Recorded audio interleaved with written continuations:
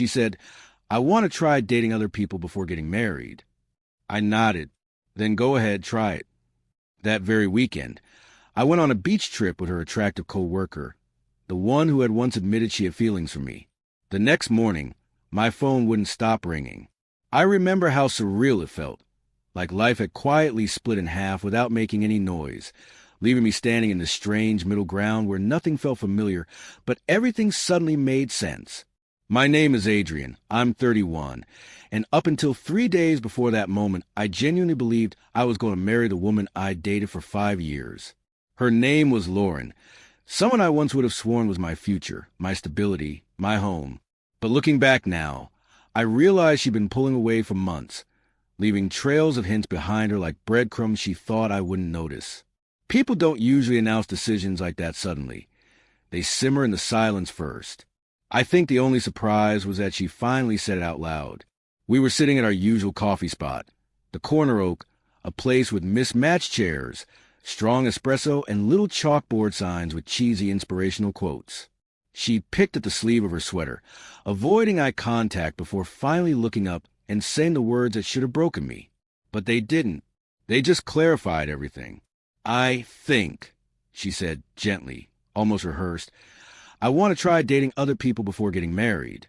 No tears, no trembling voice, no fear, just a calm proposal like she was asking to switch tables because the lighting was better somewhere else. I remember feeling the air shift around me, like the world held its breath. I didn't get angry. I didn't plead. I didn't ask why. I just nodded. "Then go ahead," I said. "Try it." Her eyes flickered for a second. Not relief. Not gratitude. Something else, confusion. Like she'd expected me to argue, beg, negotiate, or break apart right there. Something in the way her face fell told me she had been counting on emotional insurance, the type people hold on to when they want freedom without consequences. But I didn't play the part she anticipated. When I stood up and said, "Take care, Lauren," I meant it. I walked out, not dramatically, not coldly, just with strange clarity running through me like quiet electricity. I didn't look back. I didn't need to. When you let go of something you weren't meant to hold on to anymore, the weight lifts immediately. On the drive home, her words echoed in my mind like distant radio static. Try dating other people. She wanted open doors, open windows, open options. She thought she was in control of the narrative. But control is a strange thing. It only exists when both sides believe in its direction. And the moment she said those words, I realized she didn't know me as well as she believed. There had been someone else in the background for months, not in a romantic way, but in a the universe keeps putting us in each other's path kind of way. Her name was Harper. She worked at the same company as Lauren, in a different department, but they'd had overlapping projects. Harper was confident, effortlessly charismatic, and ridiculously intuitive, the type of woman who could walk into a room and change the temperature without trying. A few months ago, after a company dinner, Harper had pulled me aside, not flirtatiously, but with a kind of raw honesty people rarely risk. "If she ever stops appreciating you," she'd said, "I won't hesitate." I'd laughed it off because at the time, I thought Lauren was just going through stress, burnout, the usual early 30s confusion. I didn't imagine her words would come back like prophecy. But the moment Lauren suggested dating other people, Harper's comment resurfaced in my mind like a lighthouse coming into view in fog. After I left the cafe that day, I didn't cry. I didn't drink or spiral or check Lauren's social media like some sad abandoned puppy. Instead, I drove home calmly, showered, poured myself a black coffee, and sat down on my couch in total silence. That silence didn't hurt. It cleared me. It sharpened me. When you're pushed away, you stumble. But when someone lets go, you stand straighter. I picked up my phone, not to text Lauren, but to open Harper's chat. "Lauren and I are taking a break." I typed, "Thinking of a beach trip this weekend. Want to join?"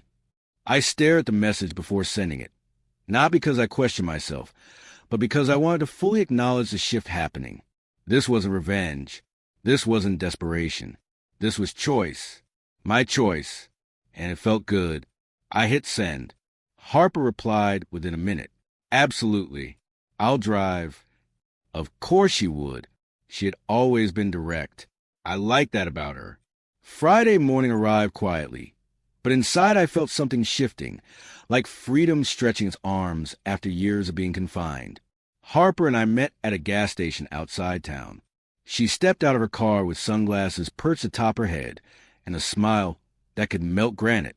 "Didn't think you'd actually call me," she said, her tone half teasing, half knowing. "I needed a break," I said simply, "and you seem like the right company." The drive took 3 hours, long enough for conversation to unfold in that easy, unforced way that only happens with people who match your pace. We talked about music, bad bosses, favorite childhood movies, and at one point she laughed so hard she spilled iced coffee all over her jeans. We pulled over at a convenience store so she could clean up, and she called me an idiot for making her laugh while she was mid-sip. It felt good, natural, human, like breathing without thinking. We reached the coast just as the sun dipped low behind the water, turning the sky gold and lavender. The sea smelled like salt and promise. I booked 2 rooms intentionally because I needed space, clarity, boundaries. Harper didn't question it. She just nodded, maybe even respected it. A person who doesn't push past your boundaries is one you might someday trust. That night, we sat at a small beach bar with dim string lights and soft guitar music playing in the background. She sipped a margarita and asked, "So, does she know you're here?" "Probably not yet," I said. "She will." "And how do you feel about that?" I took a breath, watching the waves. Like I'm finally living my life instead of reacting to hers. Harper smiled in that slow, knowing way. "Yeah, I get that." Sometime around midnight, we took a picture on the beach. Nothing scandalous, just me and her under the lights, her hair messy from the wind, my expression calm. She sent it to me. I posted it. No caption. The moment I hit upload, I didn't feel guilt. I felt alignment, like reality had finally snapped into the place it was always meant to be. The next morning, my phone wouldn't stop ringing. 27 missed calls. 15 texts. All from Lauren. "Who is that girl? Are you trying to hurt me?" "We just talked." "Adrian, answer me." "Call me now. Please." I didn't call. I didn't text. I let the phone buzz in the drawer while Harper and I walked across the sand looking for seashells like 2 teenagers ditching responsibilities. I wasn't ignoring Lauren to punish her. I just didn't owe her the emotional reaction she was fishing for. Silence, used correctly, is a mirror. By noon, her messages turned from questioning to panicked. "We need to talk." I didn't actually go out with anyone. "Please don't do this." "Can we meet when you're back?" I made myself a cup of coffee and stared out at the ocean instead of replying. Harper knocked on my door around 1, wearing an oversized shirt and holding a paper bag of pastries. "Eartha, Adrian," she joked. "You good?" "Better than I've been in a long time." "Good," she said, smiling softly. "You deserve that." We spent the rest of the day exploring quiet coastal roads, grabbing ice cream, sitting on rocks watching tide roll in. Harper wasn't a rebound. She wasn't a distraction. She was proof that life didn't collapse when someone walked out of it. Life continued, but better, clearer. That evening, when I finally texted Lauren back, I sent only, "What's wrong? I'm busy." No anger, no emotion, just distance she created. Her reply came within seconds. "Can we please talk when you're home?" "We'll see," I typed. That was all. When Harper and I returned Sunday night, the city felt different. Or maybe I felt different. I unpacked, showered, and let the quiet surround me like a blanket. I didn't reach out to Lauren. I wasn't planning to, but she appeared anyway. 2 days later, waiting outside the corner oak, the same cafe where it all started. She looked small, nervous, like a person who suddenly realized they'd gambled something irreplaceable. Her eyes were red. "Adrian," she said, voice cracking, "can we talk?" We sat at the same table, same chairs, same coffee mugs. Only everything else had changed. "I didn't actually date anyone," she said immediately, rushing the words. I panicked. I thought I needed to figure things out before settling down. "But when I saw you with her name is Harper," I said. Lauren swallowed hard. Right? When I saw the picture, something inside me just snapped. I offered. She nodded. I realized I don't want to lose you.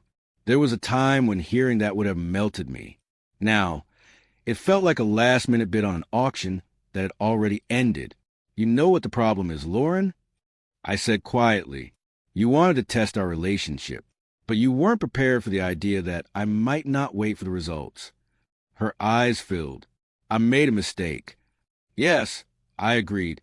You tested the wrong man. For a long moment, neither of us spoke. Then she reached for my hand. Can we try again?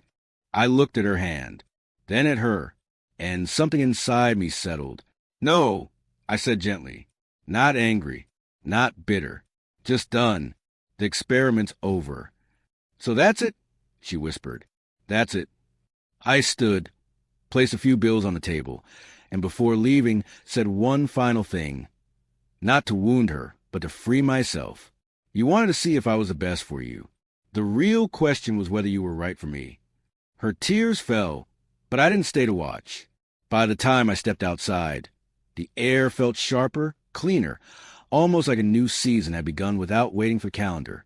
Each step away from that cafe felt like stepping back into my own life, the one I'd abandoned slowly without realizing. I walked past a glass window and caught my reflection. Steady, calm, certain. I smiled to myself. Freedom isn't walking away from someone. It's walking back toward yourself. And that's exactly what I did.